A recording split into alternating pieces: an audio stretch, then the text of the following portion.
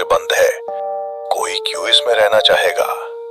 ये सवाल था रुचि का, जो अपने दोस्तों अंकित, नेहा और समीर के साथ हिल स्टेशन घूमने आई थी। बारिश हो रही थी, होटल फुल थे और उन्हें मजबूरी में एक पुराना बंगला किराए पर लेना पड़ा। बंगला सुनसान जंगल के बीच था।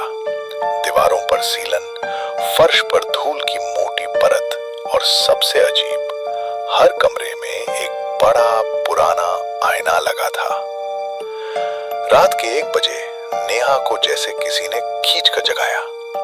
आईने में कुछ अजीब दिखा था। उसका प्रतिबिंब पलटकर उसकी ओर देख रहा था, लेकिन उसने पलक नहीं झपकाई। नेहा घबराई, पर किसी को कुछ नहीं बताया। शायद नींद में सपना देखा होगा, उसने खुद को समझाया। अगली रात समीर बाथरूम से चिल्लाता हुआ निकला, आईने में मैं अकेला नहीं था, कोई मेरे पीछे खड़ा था, लेकिन जैसे ही पलटा वहां कोई नहीं था। सबने डर को हंसी में उड़ाने की कोशिश की, पर उस रात कोई चैन से नहीं सोया। अंकित ने अगली सुबह बंगले की अलमारी में एक पुराना अखबार का टुकड़ा ढूंढ निकाला। उसमें लिखा था, 1958 में इस बंगले की मालकिन रमा देवी आईनों की पागल थी। वो कहती थी कि आईनों में सच्चा संसार है। एक रात उसने खुद को शीशे में बंद कर लिया और तब से जो भी यहाँ आता है वो वापस नहीं जाता, बल्कि दूसरी ओर चला जाता है। नेहा कांप उठी, मतलब आईने में बंद आत्मा है?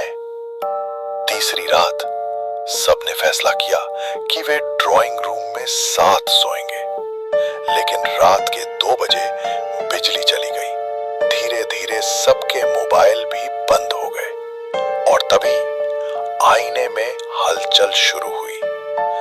आईनों में चारों के प्रतिबिंब मुस्कुरा रहे थे, लेकिन असली चारों डर के मारे जम गए थे। एक पल के लिए नेहा ने देखा, उसका आईना वर्जन हाथ बढ़ा रहा है और शीशे के पार से बाहर निकलने ही वाला है। रात के अंत तक समीर और नेहा गायब हो चुके थे। उनके फोन, बैग सब वैसा ही था, लेकिन वे खुद नहीं थे। अंकित और रुचि भागने का सोचते हैं, पर बंगले के दरवाजे खुल ही नहीं रहे। आईनों में अब समीर और नेहा के प्रतिबिंब थे, जो असली दुनिया में नहीं थे, लेकिन वहां हंस रहे थे, जैसे बुला रहे हों। अंकित डर के मारे एक शीशा तोड़ देता है, लेकिन जैसे ही कांच टूटता है वो खून से भीग जाता है। आईने के टुकड़े में उसका चेहरा दिखाई देता है, बिल्कुल खाली आंखों के साथ। रुचि दौड़ती है, पर हर कमरा एक ही जैसा लगता है, हर दीवार पर वही आईना। अब वो समझ गई थी, ये बंगला असली नहीं, ये खुद एक आईना है, एक भूल भुलैया, जिसमें जो भी आता है वो आईने के उस पार चला जाता है। अगली सुबह गांव वालों ने बंगले की ओर से चीखें सुनी, लेकिन जब वो पहुंचे बंगला पूरी तरह खाली था। सिर्फ दीवार पर एक नोट चिपका था, रुचि की हैंडराइटिंग में, अगर कभी किसी आईने में अपनी आंखें खुद से पहले पलक झपकाते देखो, भाग जाना, वरना वो तुम्हें अंदर खींच लेगा।